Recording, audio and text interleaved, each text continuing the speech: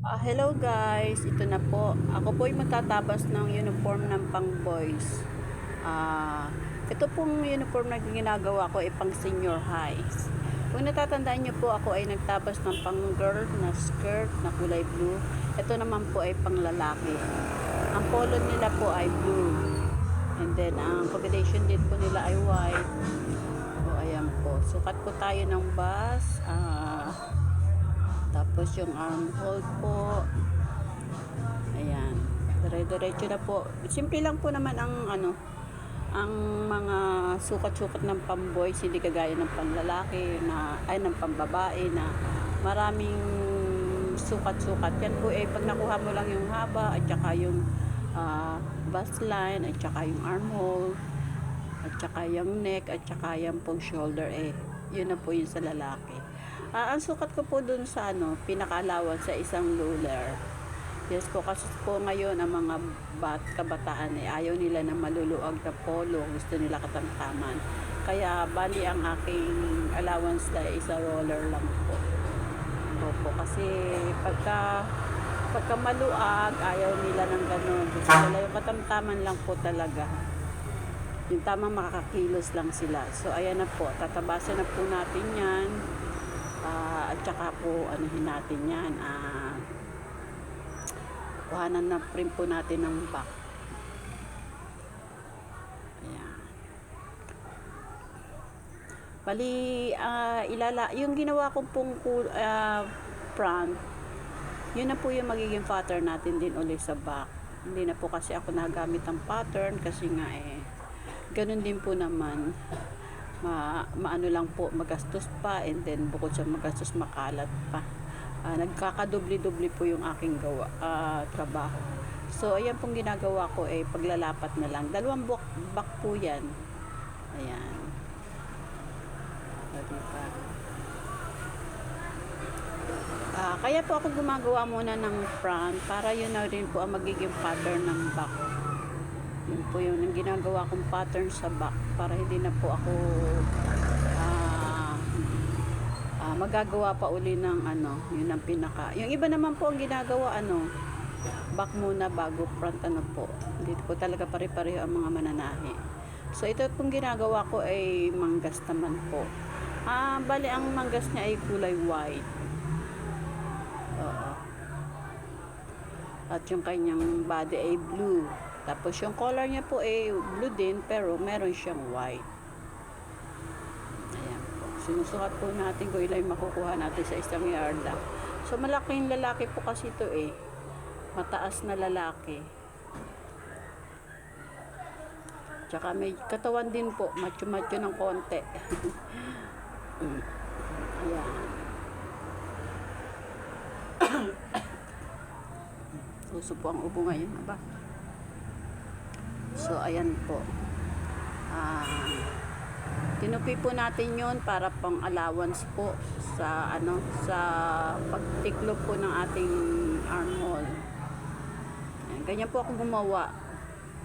Tinitiklop ko muna para malaman ko yung pinakahaba niya. Ayan, kinukuha ko lang po yung sukat ng kanyang arm. Ayan, allowance po ako.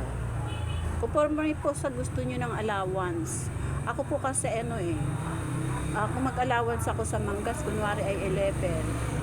Nag-allowance po ako ng mga 2 inch o mga 3 inch. Conforme po sa sa gusto ng customer. Ayan. Kasi po mabuti na yung alam niyo po, mabuti na yung maluwag kaysa sa masikip. Kasi po pag nagsikipan, ang hirap pong ang hirap pong baguhin, pero pag po maluwag, may pag-asa pa po na mabago. Yun po, lagay po tayo ng marking kasi yung right side at saka wrong side, hindi po pumuputi, may wrong side po talaga yan. Uukain po natin yung konti para para hindi po bubukol dito sa harapan yan. Marking tayo. Ganyan po ako gumawa ng manggas. Simple lang, di po ba? Hindi ko na po kailangan mag-pattern. At saka alam ko na po yung mga tansyahan. O, diba? O, di, tapos na po yung manggas natin.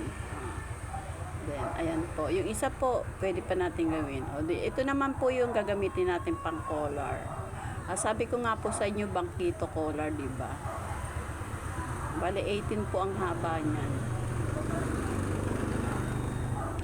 Mabuti na po yung sumobra ang tabas kaysa sa magkulang, kasi pag nagkulang, panibagong tabas na naman. Bali, kumuha lang po muna tayo ng partner.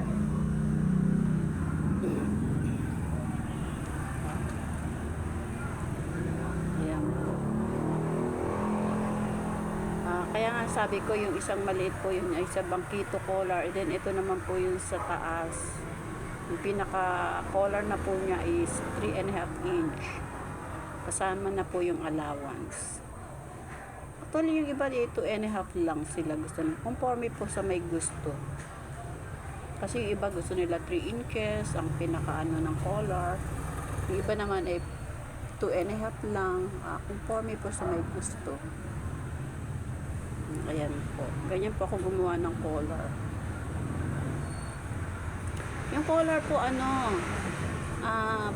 bago po kasi ako gumawa ng collar, binubuo ko muna yung shoulder ng body niya.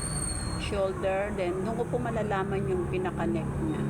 Hindi po kasi conforme po dun sa, kunwari 15 yung sukat ng neck. 15 din ang gagamitin mo. Hindi po kailangan magdagdag po tayo. Ako po kasi 18 inches po pag 15 yung kasama na po yung allowance at saka yung, di ba, yung pang-overlap natin doon sa parang lalagyan ng botones, yun. Ayan po, ganyan po ako gumawa ng collar. Yung iba po ay mga mas sila. Ito po ay mekos lang din ang paggawa ng collar. Diba, ganyan po. Bali may allowance na po yan. Palililiit po yan pagkatapos po ng ating magagawa. Ayan. Ganyan lang po ako mag-collar. Ayan. Tapos na po din ikakabit na po natin yan ng tatahiin pa pala. Susunod ko po dyan ay yung pagtatahi.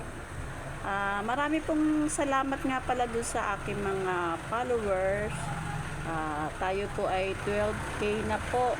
Lumalaki na po yung ating bahay. Marami pong salamat sa mga pagsusubaybay niyo sa akin. Doon sa aking mga basher, pangkaraniwan lang po naman talaga. Napakarami po kasi talaga magagaling manahe. So ako naman po ay dunong-dunungan lang. Kaya okay lang po mabasa ko. Kasi po talaga siguro mas magagaling silang manahe. So okay lang po. No hard feeling po. No comment po ako dun sa mga magagaling manahe. So kaya nababas po ako kasi hindi nga ako masyadong magaling. So sa mga magagaling po, marami rin po salamat sa inyo dahil kahit paano napapanood niyo ako. At kahit paano nakakapag-comment kayo. Kung hindi kayo nanonood hindi kayo makakapag-comment, di po ba? Kaya thank you rin po. Ito naman itong ginagawa po natin ay pilon. Yung po pilon ay yung pinaplansya, yung may pandikit. So maglalagay po tayo ng pilon kasi sobrang lambot po ng collar, ng tela. Yes po. May mga customer na ayaw nila ng sobrang lambot. Kaya lalagay po tayo ng pilon. Manipis lang po yung pilon na yan. Yan po ay may collar.